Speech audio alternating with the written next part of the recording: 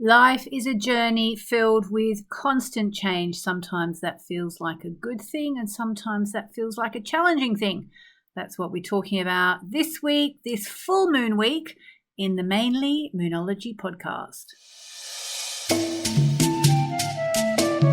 Welcome to the Mainly Moonology podcast. I'm your host, Yasmin, an award-winning astrologer and the Sunday Times best-selling author of books including Moonology and creator of the Moonology Oracle cards.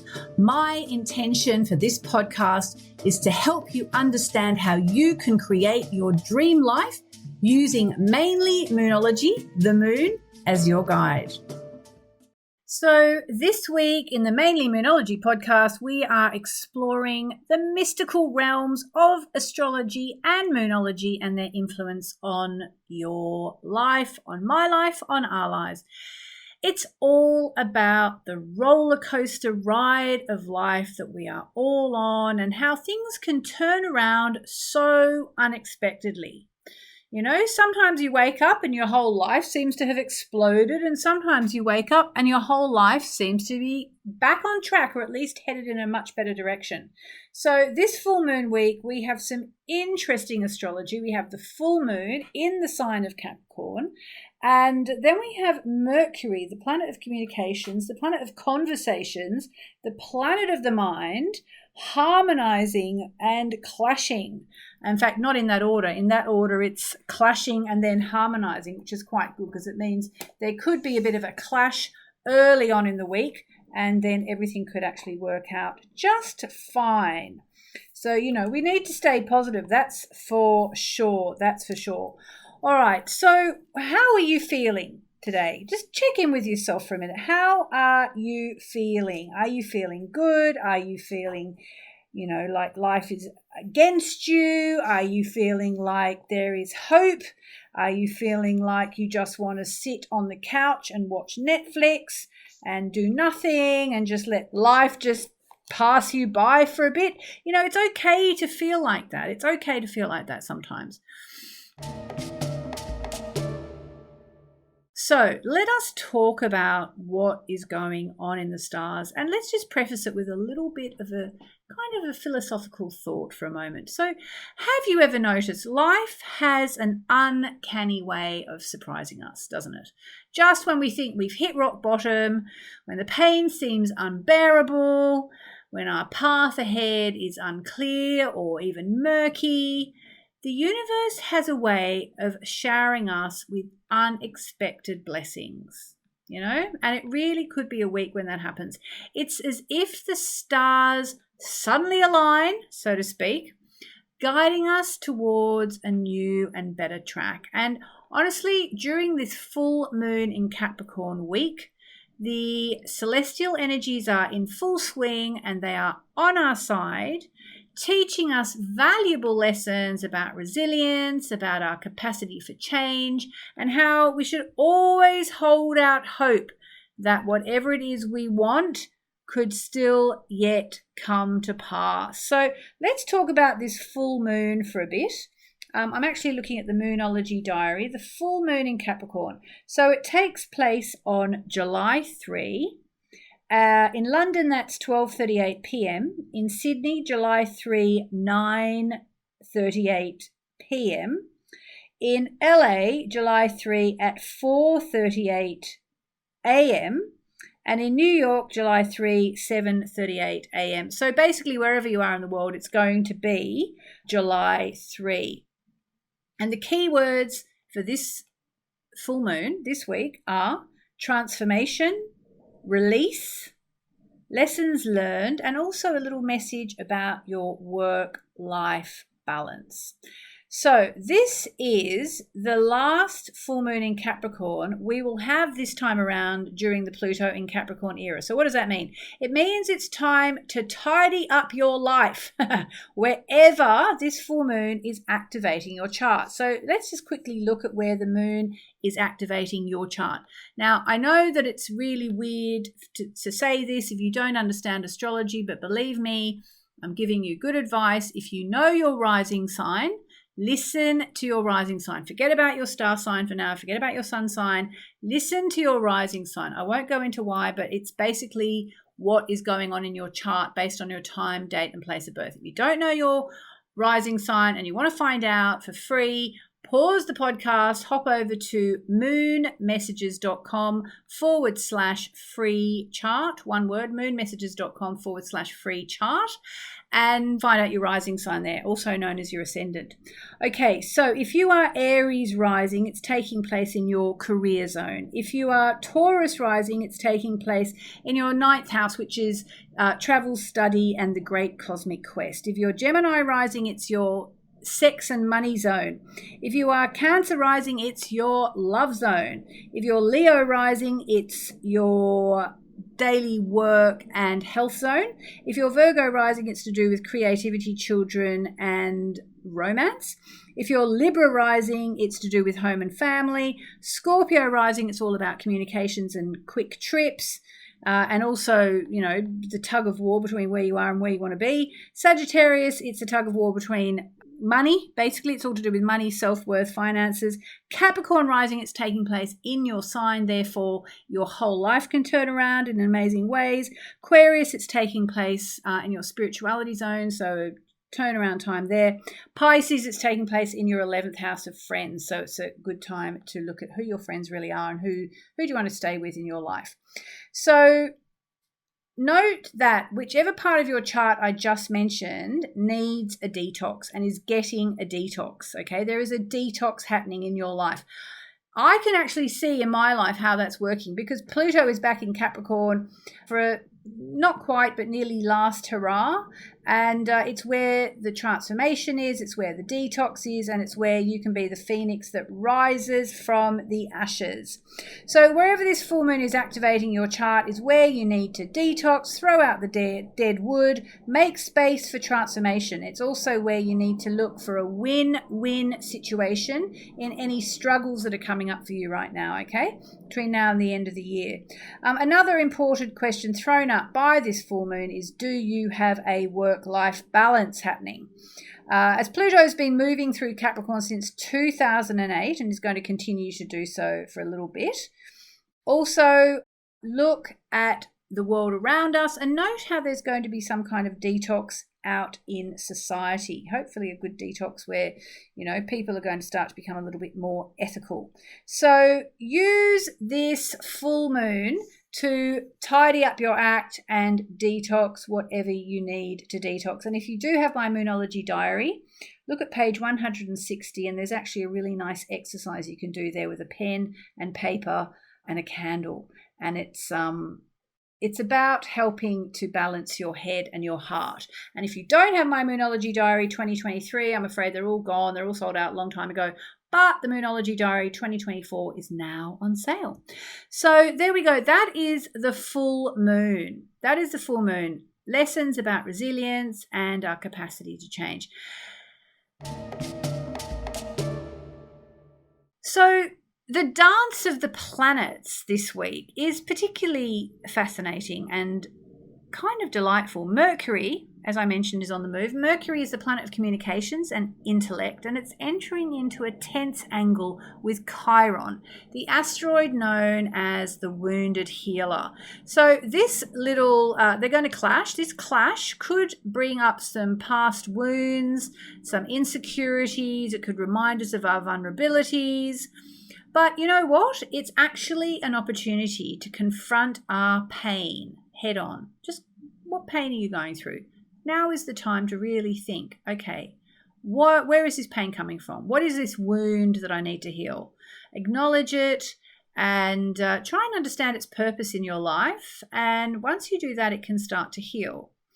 But just as we're confronted with our deepest wounds with the Mercury-Chiron clash, actually then Mercury is going to be harmonizing with the planet Uranus, the planet of innovation and liberation that helps us to break free, helps us to wake up, smell the coffee, get a reality check, and also that helps us to understand what freedom's really all about. So this cosmic alliance between Mercury and Uranus actually invites unexpected breakthroughs into our life. There can be a radical turnaround, something you didn't see coming. There can even be kind of epiphanies where you suddenly go, oh my God, I'm seeing the light, and even a sudden shift in perspective as a result of all that. This Mercury-Uranus alignment is actually really potentially very good news. It's a cosmic reminder that, sometimes pain and growth are intricately intertwined. Sometimes the very challenges that we face in life pave the way for transformation and a brighter future. So try and think of it like this. We're going to get the Mercury-Chiron clash, first of all. That is going to be on July 6th, which is Thursday. And then by July 7, only a few hours later, really, actually about 24 hours later, July 7, which is Friday, then we have this Mercury-Uranus turnaround. So try and live consciously this week. Try and stay on track. As I said, sometimes it's the very challenges that we face which pave the way for transformation and a better future, a brighter future. So try and also stay in a positive mindset. One thing, I've still got it on my phone, this little thing that my teacher in India said, the secret is to know you are blessed and to live your life within that knowing. So whatever is going on for you, try and see it as grace somehow. Try and see that whatever has happened or has been happening or is continuing to happen is somehow happening for your highest good. I know that's really hard sometimes. I know that. I get it. But have a go. The other thing is about this Mercury-Uranus alignment. It's a very powerful alignment, and it reminds us that life is a journey filled with change. Like they say, the one thing we can't avoid is change. Nothing remains the same forever, and sometimes things have to sort of break down before they can be rebuilt. We have to have a breakdown before we have a breakthrough. The pain we experience in life, the troubles we have, the lessons we have, normally they start small, and if we ignore them, they get a bit bigger, and if we ignore them still, they get even bigger. So be honest with yourself about whatever you're going through at the moment. Did you kind of see this coming? Did you let it develop? Did you not really realize it was going to be as difficult to cope with as it is? The pain we experience in life, I believe, is not meant to define us. And it's not meant to upset us. Let's say it's not meant to define us. It's meant to refine us. It's meant to help us evolve.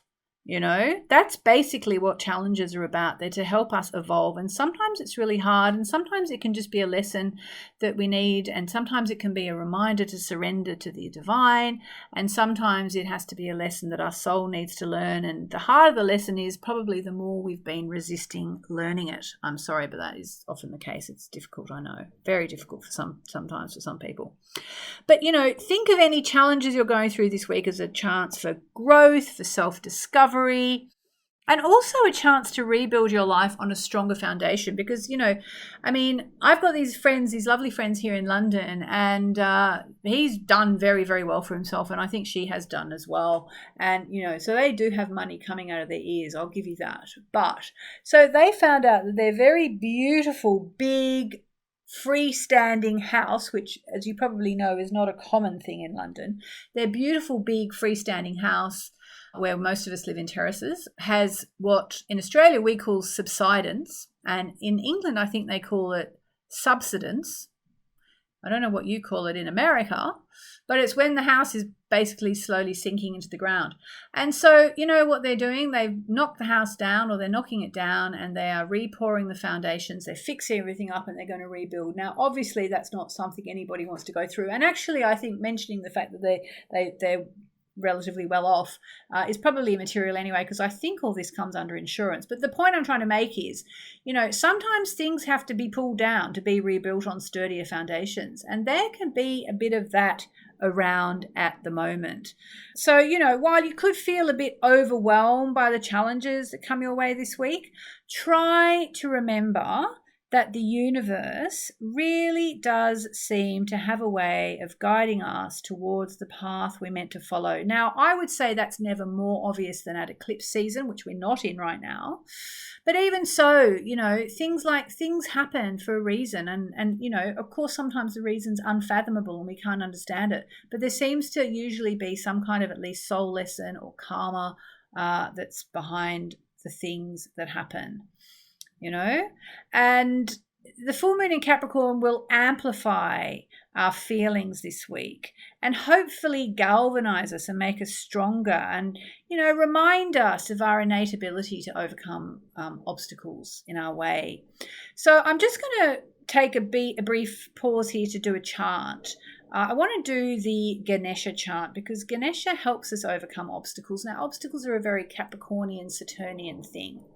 So I'm going to do this chant, and I'm sorry, I've got the window open as I'm recording this, and you might hear a bit of traffic. I'm not sure if the microphone's picking that up or not. If it is, I'm sorry, but it's so nice, the summer breeze, the London breeze, summer breeze coming in. So I'm going to do the chant 3 times. It's Om Ganapataye Namaha, which is a chant to the Hindu elephant god Ganesha.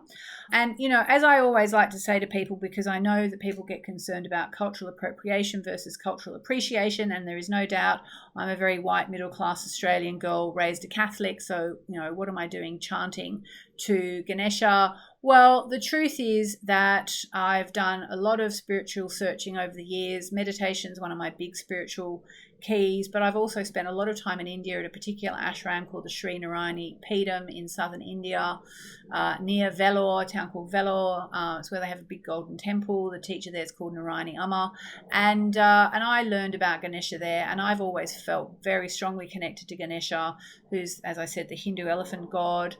And through one of the biggest crises I ever experienced, was a few years ago now, probably, about 4 years ago, I really felt Ganesha strongly guiding me. So I hope you will take this in the spirit it's intended, which is to call in Ganesha, who helps us to get around, get over, get through obstacles. I actually do find with Ganesha as well, it's when you're in a situation where the only way out is through, and Ganesha can sort of help you with that. There's that sort of elephant spirit.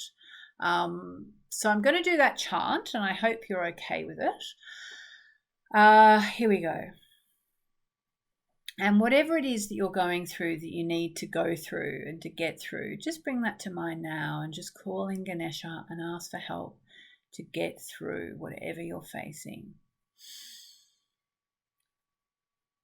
Om Gam Ganapataye Namaha, Om Gam Ganapataye Namaha, Om Gam Ganapataye Namaha, Om Gam Ganapataye Namaha.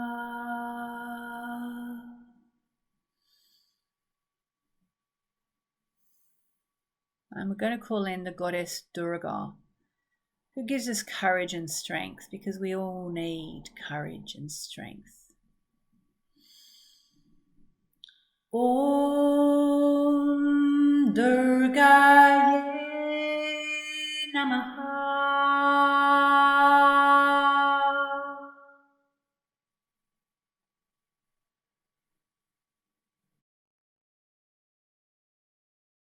And just one Om Namo Narayani, which is the chant from the ashram I go to, which means I surrender to the Divine Mother.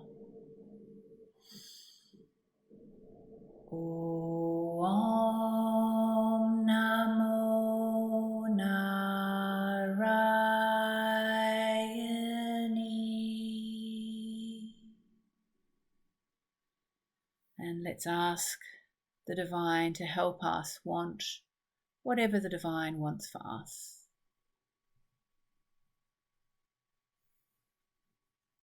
So there we go, a little bit of chanting. As we get a chance to rebuild our lives on stronger foundations, and we remember that the universe really does have a way of guiding us towards the path that we're meant to follow, and reminds us of our innate ability to overcome obstacles. And use this week with the full moon in Capricorn and the Mercury clashes and harmonizing to tap into our inner strength, to be resilient, which is very Capricornian, and to believe in our capacity to create positive change in our lives and in the world. So as we navigate this full moon, let's just harness that transformational energy. Let's embrace the clash between Mercury and Chiron. Allow it to show us where we need healing. Think about what healing would look like for you, and allow yourself to heal. You know, I remember talking to a friend of mine not that long ago who was going through a very difficult period with his partner. And I remember him saying, I feel like she just doesn't want to heal. So don't be that person. Don't be the one who doesn't want to heal. Focus on healing. Focus on surrender. We've got the full moon. Full moon is the time to surrender, let go, release. Trust the universe. Ask the divine that you can want what the divine wants for you. Let's open our hearts and minds to the full moon and to the dance between Mercury and Uranus, which is so positive, welcoming, calling in unexpected breakthroughs, which are positive and help us get a new perspective. Because remember, in the grand scheme of things, in the grand scheme of the cosmos, the ebb and flow of life really is orchestrated to shape us into the best versions of ourselves. Okay, that's why it happens, so we can be the best versions of ourselves. So I'm going to leave it there. Remember, Venus is still retrograde. If you haven't done my free Venus retrograde course yet, that's at moonmessages.com/VR for Venus retrograde, moonmessages.com/VR for Venus retrograde. Check that out. I hope you have found this podcast helpful. Hope it will help you to tune into the energies, and I hope to have you back here with me next week. Thanks for listening. I hope you enjoyed this week's episode of the Mainly Moonology podcast. If you'd like to stay updated with the moon and moonology and astrology and all the other things we cover, be sure to subscribe to the podcast via Apple Podcasts or Spotify. You'll be notified whenever a new episode is up. Also, it would mean a lot to me and my team if you could leave us a glowing 5-star review on your podcast platform of choice, please. That actually helps more people find us too, which spreads the love and surely also brings you amazing karma for taking a moment to help us out and to help other people find the podcast. Have a great week, and I hope to speak to you next week. Lots of love.